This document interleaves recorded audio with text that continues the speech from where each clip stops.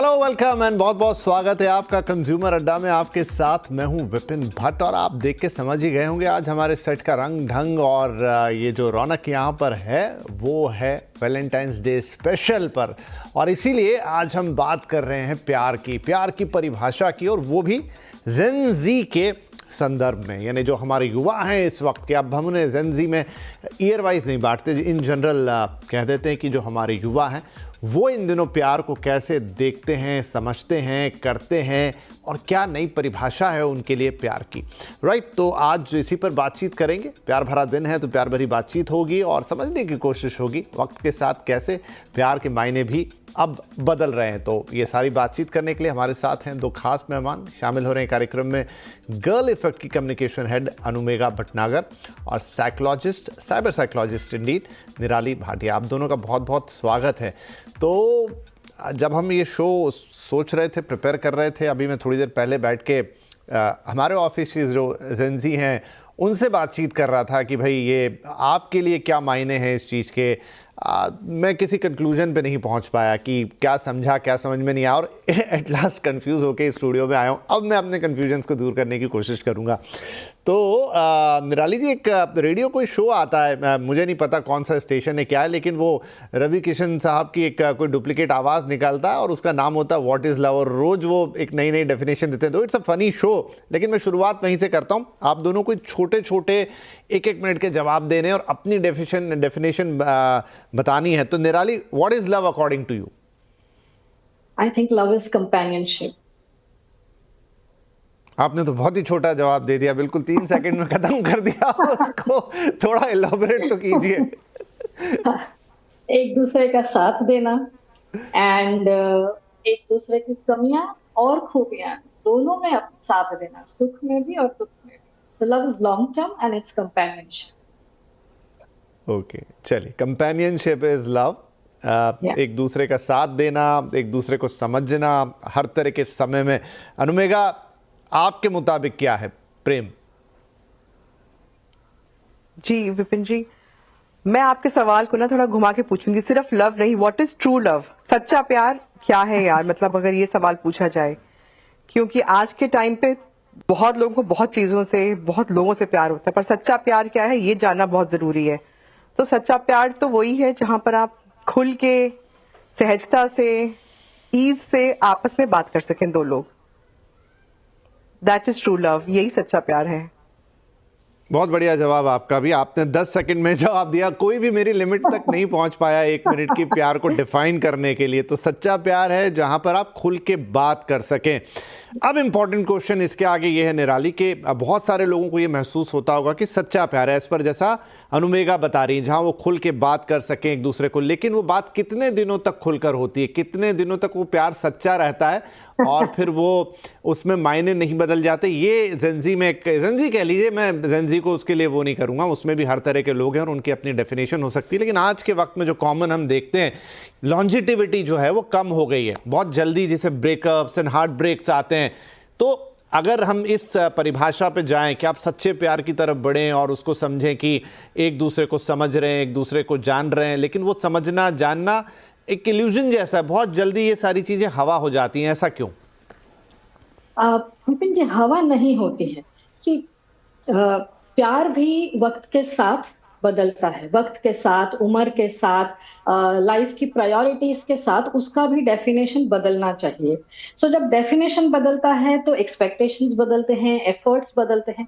लेकिन अगर हम एक ही एंगल पे अटक जाए कि मेरे लिए सच्चा प्यार मतलब, फॉर एग्जाम्पल, सिर्फ और सिर्फ मुझे तोहफे मिलना या अच्छी बातें करना यही है, तो देन प्रॉब्लम होगी, क्योंकि वो कांस्टेंट नहीं रह सकता है। It also has to evolve. तो जैसे जैसे आप साथ रहते हो, मेच्योर होते हो, आपकी प्रायोरिटीज चेंज होती है, आपका लाइफ का पड़ाव अलग है, उस हिसाब से अगर आप बदलोगे तो आपको वो नहीं लगेगा कि ये फेड आउट हो गया है।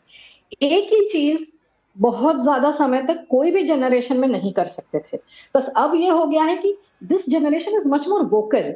ये अपने तक ही नहीं रखते हैं एंड सैक्रिफाइस की डेफिनेशन यहाँ अलग हो गई है। सैक्रिफाइस के पहले सेल्फ अवेयरनेस को प्रायोरिटाइज किया जाता है, जबकि ओल्ड स्कूल में, आई मीन मैं खुद जेन एक्स हूँ, तो हमें लव की परिभाषा में सैक्रिफाइस ये वर्ड इंक्लूड करके दिया जाता था।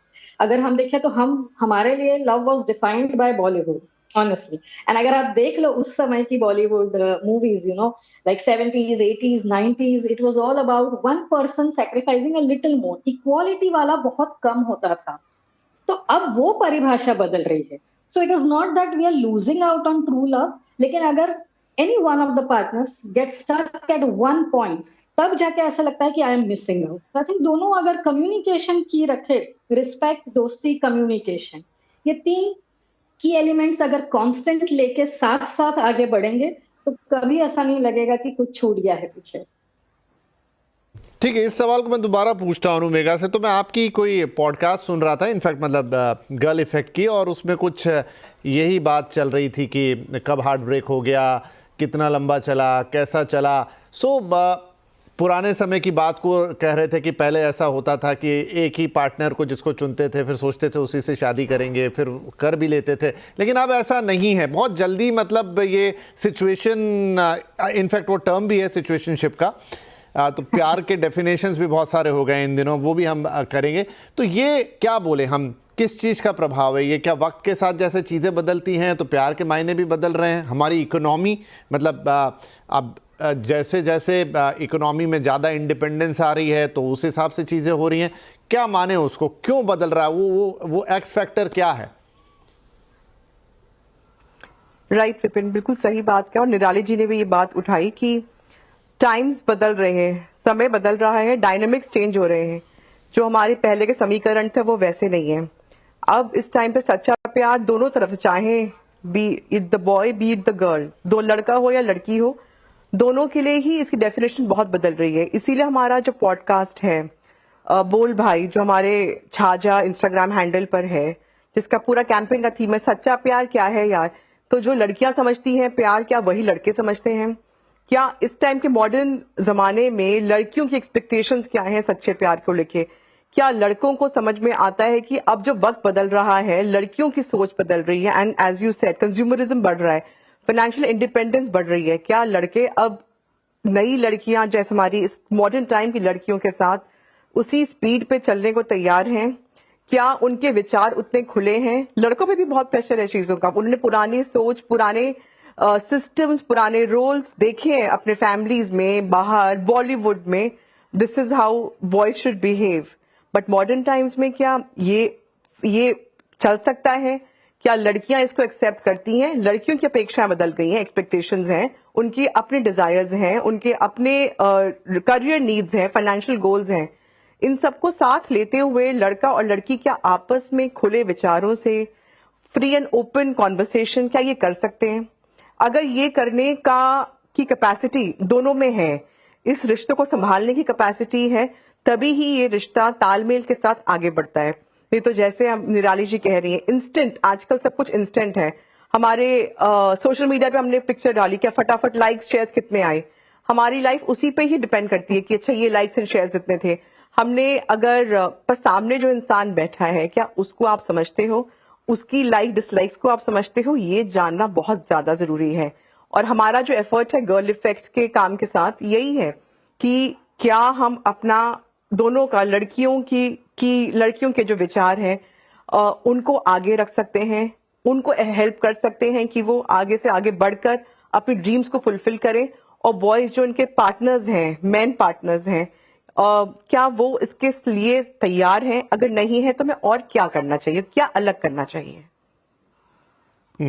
ठीक है, ये भी एक पहलू है निराली, क्योंकि आप एक साइबर साइकोलॉजिस्ट हैं। तो इन दिनों तो जैसा आपने कहा कि पहले एक समय में वाकई में बहुत ज़्यादा गहराई में जाएंगे, उतना तो वक्त नहीं है यहाँ पे कि प्यार की परिभाषा क्या है, कहाँ से आपको पता चलता है कि कोई चीज़ प्यार है, कोई चीज़ लव है।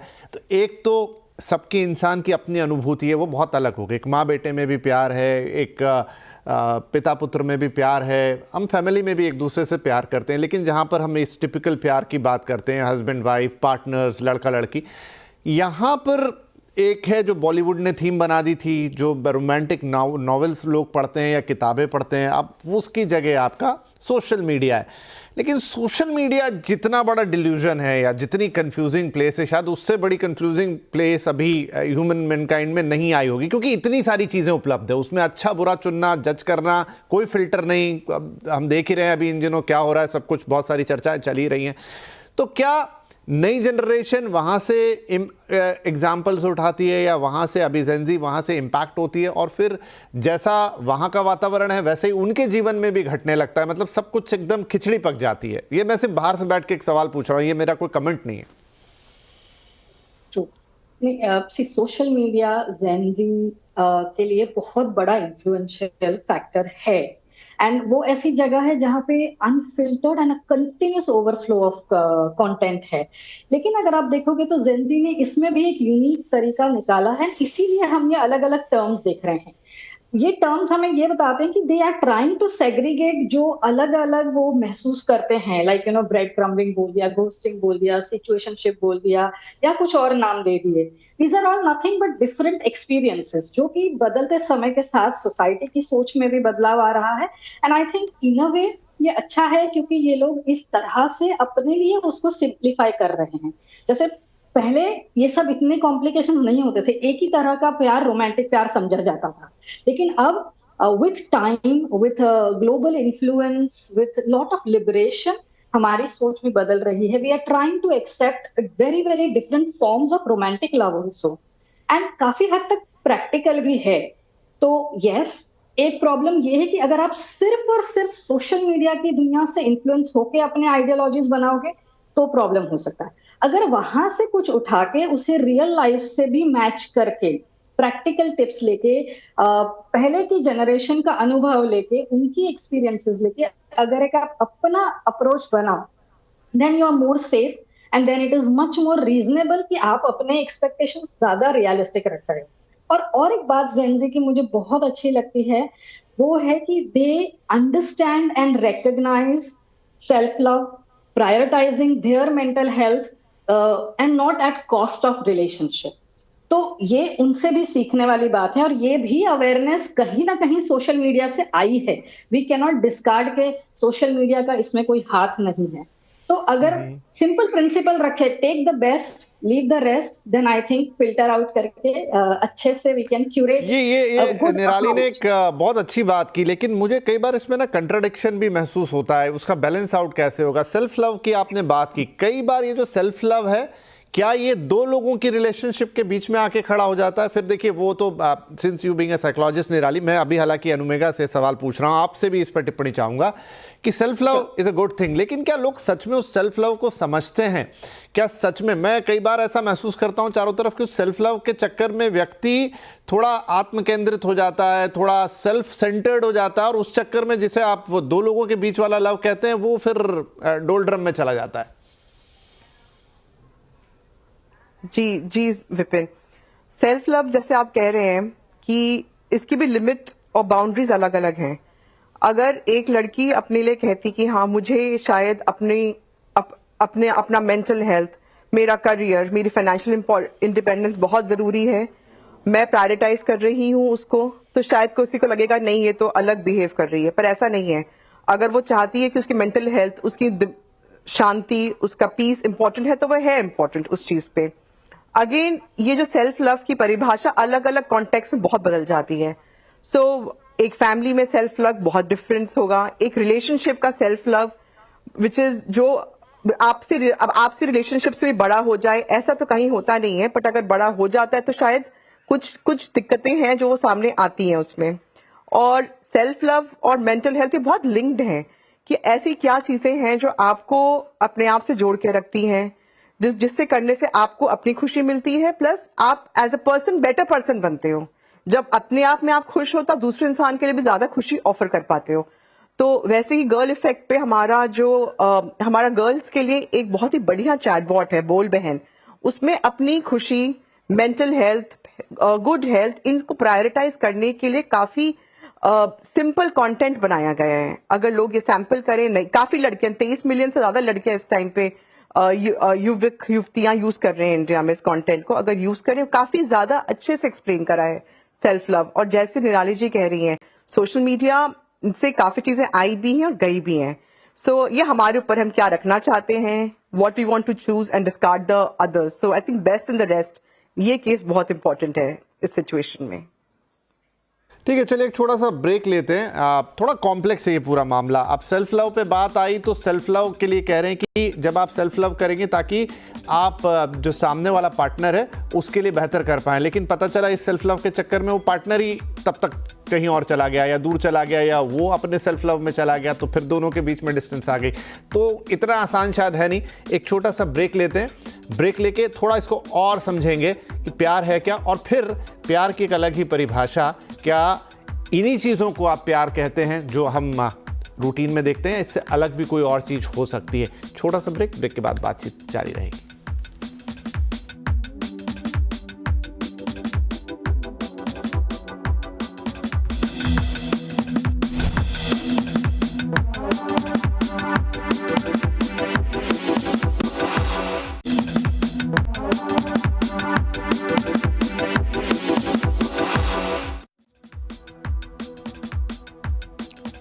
Welcome back. कंज्यूमर अड्डा में आज हम कर रहे हैं वैलेंटाइन डे स्पेशल, और यहाँ पर हम जेन ज़ी प्यार की नई परिभाषा जो है उस पर बात हो रही है. तो निराली, एक बात बताइए, क्योंकि अब सब कुछ बहुत क्विक है, सब कुछ बहुत तेज़ी से हो रहा है. लव भी मतलब अर्ली शुरुआत होती है, फिर बहुत जल्दी वो जिसे पीक कहते हैं वो, फिर यही कारण है कि बहुत जल्दी पीक आउट हो जाता है. तो क्या ये भी एक रीज़न है, क्योंकि अब हर चीज़ इतनी फास्ट हो गई है तो वो फिर रिश्ते भी वैसे ही हो गए कि जल्दी से पीक आउट एंड ख़त्म, उसमें सब कुछ आपको महसूस हो गया, तो आपके लिए कुछ नयापन नहीं बचता है. मैच्योरिटी पता नहीं कितनी आती है जब तक आप इन चीज़ों में जाते हैं, तो फिर वो चीज़ एकदम क्विक ब्रेक इसमें ही उलझ के रह जाती है. ये बिल्कुल ही सही है कि ऑनलाइन दुनिया में जाने के बाद एक इंस्टेंट ग्रेटिफिकेशन के वर्ल्ड में हम पहुंच जाते हैं, तो ये हमारे रिलेशनशिप को भी इम्पैक्ट करता है. रिलेशनशिप में भी हम देखेंगे कि with Gen Z the trend is कि उन्हें सारे स्टेजेस ऑफ रिलेशनशिप अभी महसूस करने हैं, बट इसके पीछे ना एक अंडरस्टैंडिंग है कि they are living in an environment जो बहुत अनसर्टन है. अब कब कहाँ क्या हो जाए पता नहीं, कहीं वॉर चल रहे हैं, कहीं पानी की कमी है, कहीं ग्लोबल वार्मिंग हो रहा है, कहीं दूसरे कुछ प्रॉब्लम्स हो रहे हैं. सो वी अंडरस्टैंड कि जब दुनिया इतनी अनसर्टन हो जाती है, वो फारसाइट नहीं रहती है, वो लॉन्ग टर्म विजन नहीं हो पाता है कि maybe 10 years down the line we will experience this. हमें अभी करना है, बिकॉज एटीट्यूड ये हो जाता है कि कल किसने देखा. So that is the reason, सब कुछ उन्हें आज करना है. दूसरा, ये जो सोशल मीडिया फोमो क्रिएट करता है उसमें, अब सोशल मीडिया पे तो कोई ऐसा नहीं है कि 40s वाले सिर्फ 40s का ही रोमांस के वीडियोस देख रहे हैं या 20s वाले 20s का ही देख रहे हैं. तो जो 40s वाले हैं उन्हें 20 वाला रोमांस अट्रैक्ट कर रहा है, जो 20s वाले हैं उन्हें वो सब कुछ करना है जो 40s में 50s में भी हो रहा है, लेकिन अब. So it's very true that वो इम्पैक्ट कर रहा है. एंड उसी चक्कर में बोर्डम बहुत जल्दी हिट हो रहा है, बिकॉज अगर आप समय के पहले ही सब कुछ अनुभव कर लो तो आगे चल के क्या करोगे. यानी जब इनकी डेटिंग शुरू होती है तो इट इज नॉन स्टॉप, 12 घंटे भी बात हो रही है. अब जो बात आप 12 दिन तक कर सको वो आप एक ही दिन में 12 घंटे में खत्म कर लो, तो आप उससे अगले 11 दिन क्या बात करोगे. सो ये हर पहलू में हो रहा है. दैट्स वेयर वेब सीरीज जैसा मामला हो गया, बिंज वॉचिंग की तरह बिंज लव हो गया है, और फिर उसकी लाइफ थोड़ी खट गई है. तो अनुमेगा, क्या हो सकता है, what will be the right thing जहां पर रिलेशनशिप उसके ट्रू सेंस में जाए. मतलब ठीक है, समय बदला है तो चीज़ें बदलेंगी, आप समय के उस प्रभाव को तो शायद नहीं रोक सकते, वैसी नहीं हो सकती जैसे आज से 20 साल पहले थी, आज से 30 साल पहले तुलना बेमानी होगी, लेकिन उसमें जो एसेंस है वो मिस ना हो. जी विपिन. सो इसमें विपिन सबसे बड़ा रोल है कम्युनिकेशन. अगर कम्युनिकेशन गैप है तो आपकी बात कितनी ही समझदारी वाली हो, बट अगर वो सामने वाले के साथ आपकी बातचीत का चैनल ही नहीं है, अगर आप बियॉन्ड सोशल मीडिया बात ही नहीं कर सकते, beyond likes shares and comments के आगे सामने इन पर्सन जो बैठे हुए हैं साथ में उनसे बात नहीं कर सकते, तो it will be of no help. And the only way is possible जब आप खुल के दोनों पक्ष अपनी बात रख सकें, दोनों एक दूसरे से ओपन चैनल से बात कर सकें, वो ही एक तरीका है. और ओपन चैनल में बात करने में ये है कि दोनों के लिए पेशेंस हो, दोनों में ही अच्छे से दोनों में एक दूसरे की बात समझने की कैपेसिटी हो. That is very important. और ये किसी एक पे नहीं, जैसे आपने कहा पुराने वाला वक्त तो है नहीं 20 साल पुराना, कि जैसे जिसने जो कहा वो मान गए, सबके विचार खुले हैं, सबको पूरा एक्सेस है इन्फॉर्मेशन का, कई बार ओवरडोज है इन्फॉर्मेशन की, पर वो ये पल भर का प्यार पल भर का ब्रेकअप, आजकल वो इंस्टेंट वाला जो है ना, just like instant noodles, instant delivery, everything, so instant love, उसके मायने रियल लाइफ में थोड़े ज्यादा गहरे होने चाहिए। वो मैच्योरिटी सिर्फ ओपन कम्युनिकेशन से ही आ पाएगी, और दोनों की समझदारी इतनी हो कि आपस में एक दूसरे से बात कर सकें। इसके बियॉन्ड इफ अगर ये अचीव हो जाता है, I think it's going to be a very nice blissful life ahead. ठीक है। सो देखिए, मैंने जैसे शुरुआत में भी कहा था कि ये इतना गहरा सब्जेक्ट या इतनी इसमें इतने सारे वर्टिकल्स हो सकते हैं जिस पे आप बात करें तो घंटों बात हो जाए। प्यार को समझना तो शायद सदियां बीत जाए तो कम है, और जितनी बात करें कम है। लेकिन हाँ, आज के वातावरण को, आज की चीज़ों को, आज के वक्त को देख के बात करें तो सही बात है जो हमारे दोनों मेहमान कह रहे हैं कि कम्युनिकेशन इज़ द इम्पॉर्टेंट की। कहीं ना कहीं जो ये आधुनिक दुनिया है या ये गैजेट्स की दुनिया है, फ़ोन की दुनिया है, उसमें वो कम्युनिकेशन मिस हो रहा है, और वो हर रिलेशनशिप में मिस हो रहा है। हम तो इतने सारे शोज करते ही रहते हैं जहाँ पर यही बात है कि फ़ोन के कारण या ये सारे ऐप्स के कारण कई बार आपस में कम्युनिकेट नहीं होता, सामने बैठ के भी कम्युनिकेशन नहीं होता है। तो यहाँ पर भी वही है, कम्युनिकेशन इज़ द की। जितना बेहतर, जितना अच्छा, जितना दिल से कम्युनिकेशन, उतना शायद प्यार बेहतर या समझ बेहतर या एहसास बेहतर। बहुत बहुत धन्यवाद आप दोनों का, और सभी को शुभकामनाएं। एक बार फिर से वैलेंटाइंस डे की। खुश रहिए, प्रेम से रहिए और एक बेहतर लाइफ लेकर आगे बढ़िए। थैंक यू, नमस्कार।